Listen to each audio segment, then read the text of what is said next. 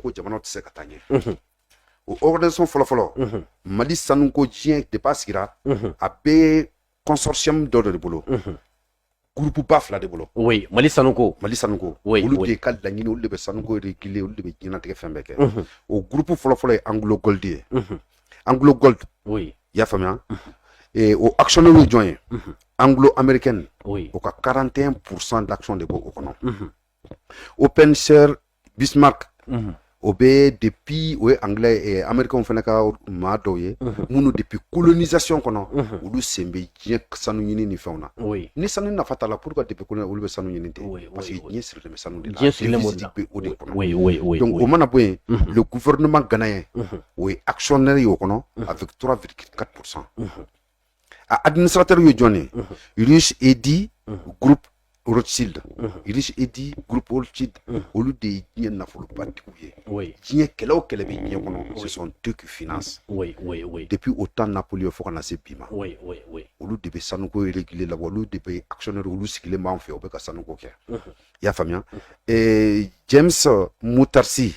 o ye sud-africain ka UNTM o PDG kɔrɔ ye o ye administrateur ye Wiseman Ngulu o ye parlementaire ye Nelson Mandela ka parti kɔnɔ ANC o ye parlementaire ye o kɔnɔ olu de bɛ anw ka sanuko kan olu de b'a gérer olu de b'a contrat n'a fɛnw ni fɛnw bɔra olu de b'a gérer an ka jamana kan o tɛ se k'anw nafa a filanan o ye Rand Gold ye Rand Gold action ça fait 40% o actionnaire ye jɔn ye BlackRock Minrich et PNC i y'a faamuya ani Wells Fargo ani Van Erck o administrateur ye jɔn ye Philip Leiter Carl Voltaire olu fila bɛɛ lajɛlen ye banque mondiale directeur kɔrɔ ye sanuko la Mali sanuko olu bɛ Mali sanuko la olu de bɛ k'an ka sanuko départager ka fɛnw kɛ bon de kosɔn an ka politicien b'a fɔ k'an tɛ se an yɛrɛ kɔ n'olu tɛ ninnu ka nin action ninnu appel d'offre mun kan ka jamana kɔnɔ marché public mun mana bɔ ninnu de ye premier ye a kɔnɔ an ka jamana ko dugu ɲɛna ta an ka sanuko bɛ ninnu de bolo an ka fɛn bɛɛ bolo kosɔn sanu tɛ se k'anw nafa sanu bɛ bɔ cogo min na tɛ se ka nafa parce que u bɛ wari minnu don an na o de bɛ k'an se kunbala ma o de kɛlen bɛ k'an kɛ u ta ye tant que an ka sanuko bɛ ninnu bolo diɲɛ kɔnɔ ninnu sigilen bɛ k'a réguler an tɛ se ka nafa sɔrɔ sanu na wa sanu tɛ se ka anw nafa pour que ka se an ka diɲɛ sɔrɔ o ma sinon n'i y'an ka jamana ta k'a lajɛ n'i ye Mali ta k'a lajɛ sanubɔyɔrɔ minnu bɛ Mali kɔnɔ yan n bɛna kumabaw f'i ɲɛna pour que i b'a faamu les mines d'or du Mali Kalana bɛ yan Morila bɛ yan Yatela bɛ yan Sajola bɛ yan Lulo bɛ yan Siama bɛ yan Tabakoto bɛ yan Kofi bɛ yan Kɔjarana bɛ yan Kɔmana bɛ yan Gunkuto bɛ yan Banankoro bɛ yan Kɔbada bɛ yan Nampala bɛ yan etc a tɔw bɛ jamabɔyɔrɔ misɛnninw bɛ nin bɛɛ lajɛlen ye Mali sanubɔyɔrɔbaw ye donc n'i ye sanubɔyɔrɔbaw ta 1 2 3 4 5 6 7 8 u b'o ɲɔgɔnna bɔ mais minnu bɛ nin bi ni dama ɲɛnamaw b'u la ni o contrat fana bɛ se ka bɔ olu fana bɛ yen bon diɲɛ y'a yira k'a fɔ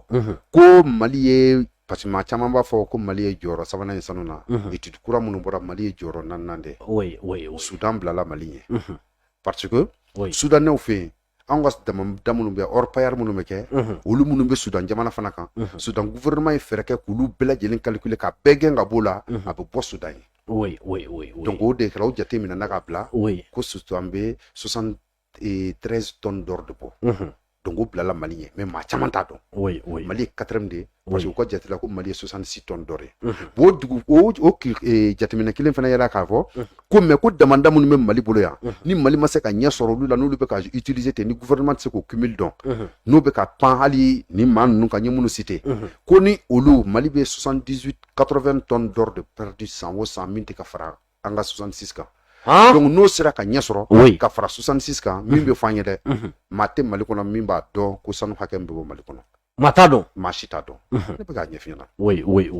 a tɛ yen parce que sanu mana bɔ a bɛ taa ninnu de ka bolo kan n'u y'a traité k'u ta o la min bɛ bɛn a ma u b'o de fɔ 66 tonnes d'or an b'o minɛ ten ka baara kɛ n'o ye sinon a cumul dɔnnen tɛ bon pour que o ka dɔn maintenant ko ba fila Mali kan ka raffinir de dilan ka jamana kan yan. Mali yɛrɛ kɔnɔ Mali yɛrɛ kɔnɔ ka kɛ Mali yɛrɛ ta ye. N'o sera ka kɛ Mali sanu bɛ bɔ an bɛna n'o hakɛ dɔn. Nin damada minnu bɛ ni sanu kun bɛ ka bɔ ni a bɛ ka bɔcogo jugu ni kɛcogo jugu la n'an ka dugu bɛ ka halaki a kama État ka kan ka supervision de kɛ o la. Fɔlɔ la Mali jamana de tun b'a ka dugu jukɔrɔfɛnw jate minɛ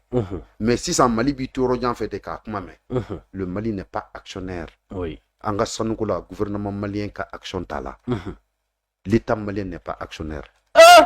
Mali sanuko la ayi. Ele mo amunu fi ngulu ka action be État malien ka action mɛn. Ou bien à na ko on a 20% de la production d'or. Non. Tiens, ayi, comment avoir 20%? Mali ka 10% d'office de sanuko la parce que droit du sol. Sanuko bo anga jamana kan. On a 10%. Pourtant qu'on a 20% sur ou bien 40% mais 70% sur. Faut na ya sur l'État malien était actionnaire. Ayi action bo ka faire bara munu mena barake ayi contribuera à ka action fait maintenant vous savez ka munu ferama ou be faranga hakeka. L'État malien n'est pas actionnaire. Mali sanuko la sanu dron ou bien lithium ni fento nubala. Bon alulu la parce que pour qu'il cadre nga fo ko jamana kono ko jamana ka action be e be na na e ka fo est-ce que sanu boro be jamana re tokola. Oui. Est-ce que contrat be état yɛrɛ bolo et alors ce que de kan ka kɛ réserve banque d'or kan ka sɔrɔ an bolo an ka action o cumul kan ka d'an ma an k'o bila mais mun o tɛ yen k'a fɔ da la dɔrɔn ko action b'an bolo warimugu action non mais an bɛ mago bɛ liquidité de la parce que an bɛ fɛ ka taga ɲɛ donc o de kan ka ɲɛ sɔrɔ ni état malien sera ka cumul kɛ ka nin nu exploiter a exploiter cogo la ka tila ka nin damandala yɔrɔ minnu filɛ nin ye état malien ka kɛ actionnaire ye a kɔnɔ a ka supervision kɛ a k'a ka équipe bila ka taa maa kana se ka bɔ ni sanu ye n'a ma ɲɛ dɔn an fɛ yan i ka hakɛ bɛ d'i ma jamana ka hakɛ bɛ d'a ma il faut que l'État malien parvienne à nationaliser pour que ça nous gagne nafa pour que Mali ka wari dilan sa sɛbɛn b'an ye Mali bɛ se k'a kɛ tout de suite il faut que État malien k'a lajɛ ka sanu bɔyɔrɔ dɔ nationaliser bon hali kɛlɛ min k'o kɛ Mali yɛrɛ ta ye k'o kɛ Mali ta ye o sanu bɛ bɔ Mali bolo o bɛ bila Mali ka kɛsu kɔnɔ o fond min bɛ sɔrɔ an ka wari bɛ bɔ ni o de ye wa Mali bɛ se k'o kɛ en 2 ans. 2 ans Mali bɛ se k'o kɛ oui parce que déjà maintenant étude dɔrɔn fitinin dɔrɔn di ma sanu bɔyɔrɔ naani dɔrɔn 2015 olu ye perte min don jamana kun ni jamana y'i jɔ a jɔnɔ na a bulu minɛ olu tigilamɔgɔ la parce que an ka hakɛ b'u fɛ o m'a sara ko n t'a dɔn n'u y'a sara sisan sinon o bulu fɛ mais tan ni n ye yɔrɔ minnu cité sanu bɔyɔrɔ ɲumanw na n bɛ yɔrɔ naani d'i ma industrialisé na Yatela kun kan ka patente min sara Mali gouvernement ye 2015 Kayi trésor public la 3333 milliards 848 997 000 francs CFA. Yatela kun kan k'o sara 2015 Kayi trésor public patente impôt. Donc au trésor public ye joli sɔrɔ bolo 20 milliards 303 millions 390 000 francs CFA. Nafolo joli tora ye n'o ma se ka ɲɛ sɔrɔ 313 milliards 545 millions 609 000 francs CFA. Ni jamana ninnu sɔrɔ ka ban Mali tɛ fantan jamana ye nin bɛ se ka Mali dɛmɛ fɛn bɛɛ la. Mais kan di jɔn da ko Mali ye fantan jamana ye ni Mali ye fantan jamana ye ballon min b'an da la o bɛ kɛ yan kabako don. I y'a faamuya Mitani ye filanan na Gunkoto kun kan ka 564 milliards 311 millions 397 000 francs CFA de sara ka trésor public la 2015 ka trésor public joli sɔrɔ bolo 590 milliards 705 millions 563 000 francs CFA écart joli tora ye n'an tɛgɛ ma se ka da o kan o wagati ninnu kɔnɔ 73 milliards 605 millions 834 000 francs CFA. Somila SA Lulo Lulo kun kan ka 1222 milliards 217 millions 841 000 francs CFA de sara trésor privé joli sɔrɔ bolo 1062 milliards 798 millions 122 000 francs CFA écart joli tora ye n'o ma se ka récupérer 159 milliards 419 millions 719 000 francs CFA. Nanina Somila SA Tabakoto kun kan ka joli sara Mali ye trésor public la 316 milliards 762 millions 777 000 francs CFA. Trésor public ye joli sɔrɔ o bolo 275 milliards 445 millions 893 000 francs CFA. Joli tora ye n'o ma se ka récupérer nafolo la 41 milliards 316 millions 884 000 francs CFA.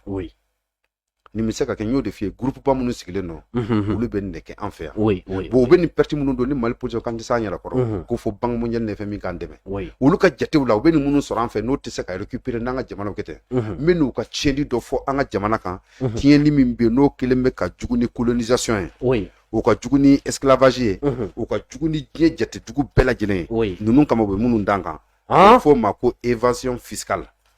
Ni société ninnu. ni société ninnu banque mondiale Ah, tiɲɛ yɛrɛ la Cissé. u bɛ Non. fɛn minnu kan na n'o bɛ k'a to kan tɛ taa ɲɛ kan tɛ se ka nafolo bɔ an tɛ se ka wari dilan foyi foyi Oui, oui. olu bɛ min kɔ n bɛ évasion fiscale d'i ma Oui. évasion fiscale la sisan o ye jumɛn ye n ye wari minnu f'i ye n'o taara Oui. yɔrɔ an m'olu sɔrɔ olu taara fu la code dɔ de bɛ anw bolo banque mondiale yɛrɛ kɔnɔ ça fait $7,100 à la seconde $7,100 600 euros à la seconde 600 euros 393 000 francs CFA à la seconde minute kelen 23 milliards 580 000 francs CFA Oui. i y'a faamuya en une heure 1414 milliards 800 000 francs CFA Oui.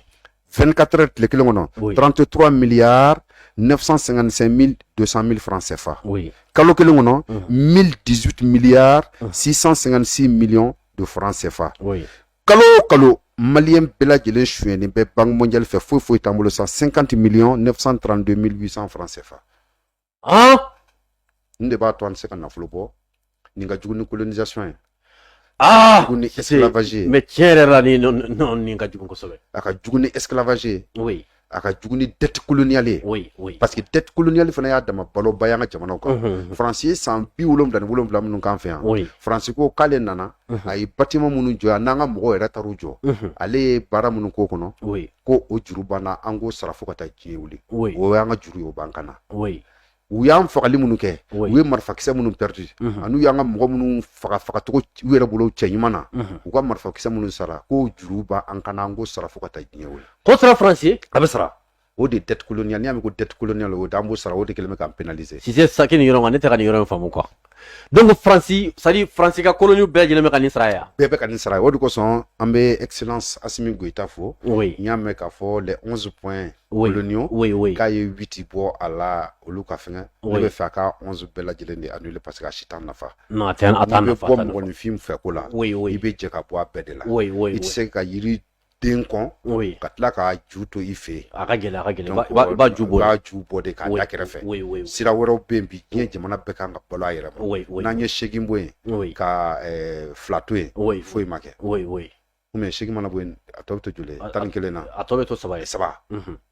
wala segin ma a tɔ bɛ to 3 ye Oui, ɔ oui. 3 mara kun ye mun ye a si t'an nafa Oui. an b'a bɛɛ de annuler Ka bɛɛ bɔ a siɲɛ bɛɛ de kelen. bɛ bɔ yen mais o bɛ bɔ yen dalu min na Gandi o bɛ ne bolo Cissé cogo di? a y'o fɔ yɔrɔ tɛ yan yan n'o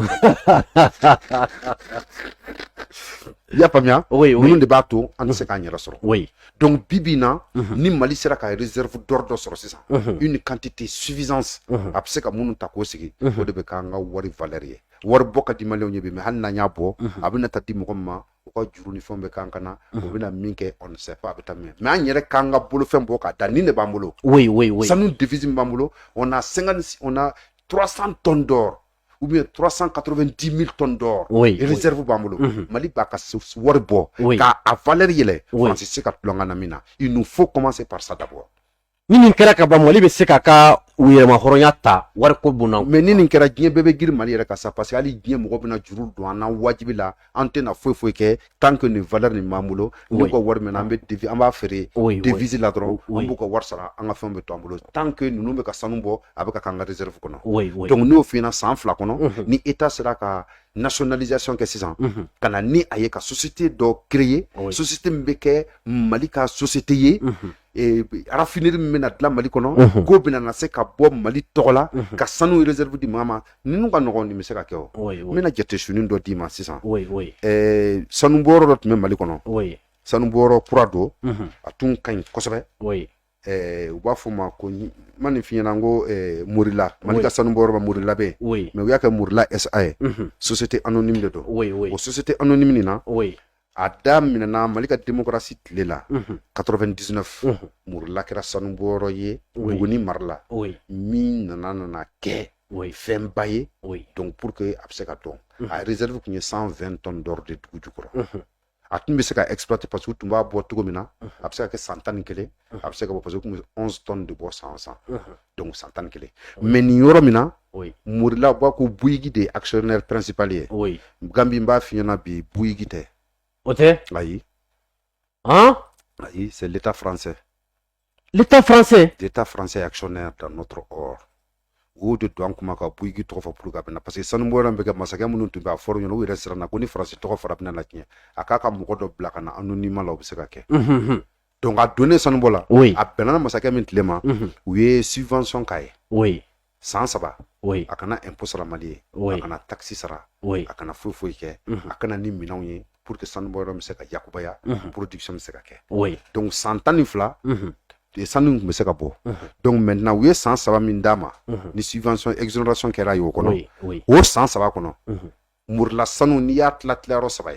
ay tlaro fla ayulu bela jile mo sans saba ngona ma impôt sala nyo de fina évasion fiscale mi ay ballon min danka ko na kero mais sanan ni ngono oui sanu tonne joli soro 83,215 tonnes d'or en 4 ans yo de bo awo brigi kilindron kilindron ay 500 milliards de soro Mali État ma fouille sur ma taxe sur ma impôt sur ma fouille faut qu'on a ces ma fouille c'est l'État français qui nous exploite. Si c'est tiens là ni jamana don yani mebi o so kamanaga ya famia ni bela France be ka kena fale ka fouille Mali kona bon parce que akume wodo ko son asimi nunga fanga manduye parce que lu be tien de ka donc Mali politicien te tien ka Mali politicien te tien fait Mali on ka sala nogola anga nyana ya ke la nogola ko jamana nke fanta jamana ka ke misikine jamana ka jamana tien nyama on ko bunoro be jinogo be circulant fait o banga hine na nga makari firi nyama wira be bolo herala on be sala nogo kono anga jamana dlala kama de ka nogo to andala dlala kama de ka ndese nambana nante frake de on teta ekola fo ti ko be ka anga kine ya de firi nyama sikiro de kachi ka jamana na kushi ka buruja kachi fofuti sono izini bina ne jamana ngona obseka kinye démocratie sans bisa ba kono tude musa ga fanga ki ka tuyo bon si c'est nous ambra ni na ambka ye 600 Afrique pratiquement coup d'état avec kacha kosobe surtout dans les colonies françaises Mali tabura ka kessa be oyi mais Mali marabaw nana kanu wire bo Mali France bolo Guinée ta fana nana kana kolu fana wire bo France bolo bo anya bala Burkina fana kolu fana ba ko wire bo France bolo est-ce que ni nana kana kelinte kessa buye France Afrique se ka dans la Afrique rekono mais bugandi ba France Afrique kuma ma chama ba fo nenya na uta source don France Afrique point nan dronde France ni Afrique ka je nyonya jenando kwama ko anyanga independence ta na sorantu yanga independence ta anga ni fom be kumbe kanta me kuma foranya benama degoli ye mission pour do siki fenani mimbe katla ko mina na we France ta de donc tango we France ta independence tambulo n'est pas indépendant on est sous tutelle jume kelen Afrique jamana kana se ka teriya soro nye jamana chife anga to France ka client la France Afrique sikile mboka était teriya ni jamana ni France et anga jamana matière première ya famia donc appelé lembe France ka bolo kan ka France politique ni France politicien de financer Afrique France Afrique sikile mboka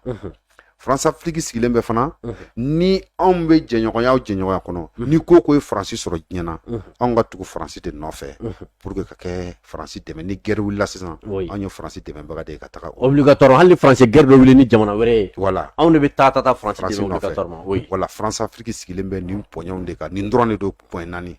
ani ma Afrique kono nani na Afrique kono nga jamana kan nyemoko kana sigi nationalité française te mo gombulo nyemoko kana sigi ni te France mandiye nyemoko kana sigi ni te France ka fenga fe abo foma les amis de la France ou le ka sigi nyemoko ya la France Afrique sigi le men point nan dronde ka là mais ni sera kan nani bela jenen bali est-ce que ti kessa we kini France la bon mon de fina nambo tableau de kan mo ko chama ba fo bi ko ambe ka coup d'état ke mo ko na jiki coup d'état lo coup d'état e France de o togodi France de coup d'état ke la togodi France de coup d'état ke o coup d'état fait que l'Afrique on a France de APK France de APK France de Mourbo mine ya famia de l'indépendance à nos jours 60 pays et 22 chefs d'état dont on mena na légitimement France coup d'état que munu na ko fako mo bo jamana kono deuna parce que tant que ibeti kat jamana tabulu nyuma fait ya famia donc France be boy kama wara ski fangala wa tant que ameka sefa dun coup d'état te badje kono Ibrahim Boubacar Keita ka fanga ka bi France de nord parce que u ye pression min k'a kan n'a dɛsɛra ka jamana dilan o de y'a to sɔrɔsiw nana fanga la tant qu'an bɛ France bolo diɲɛna coup d'état tɛ ban k'a kɛ ko militaire don militaire kana lagosi dɛ ni militaire mana fanga la a bɛ kɛ na kɛ cogo di an yɛrɛ dama bɛna ɲɔgɔn dun wa a bɛ kɛ zincle de donc c'est pour dire que France de coup d'état ye donc pour que coup d'état ka ban ka jamana kan an bɛ bɔ CFA la et encore fɛngɛw kana militaire kana ka terrain sigi jɛ min bɛ se ka France Afrique pilier a point axe minnu bɛ yen k'olu bɔ yen a bɛ fɔ o ma ko le précaré français précaré français ye tungun dɔ sigi k'anw na koro kɔnɔ jɛɲɔgɔn dɔw bɛ yan ma Afrique masakɛ dɔw bɛ yan i tɛ kɛ ɲɛmɔgɔ ye n'olu m'i recommandé France ye an bɛ élection kɛ tɔgɔ de b'a la France de bɛ mɔgɔ sigi an ka jamana kan wa anw ka mɔgɔ de kan ka na k'o b'o la maliyɛnw de kan k'u ka masakɛ sigi Assimi mun b'o sira de kan o de kosɔn k'an ka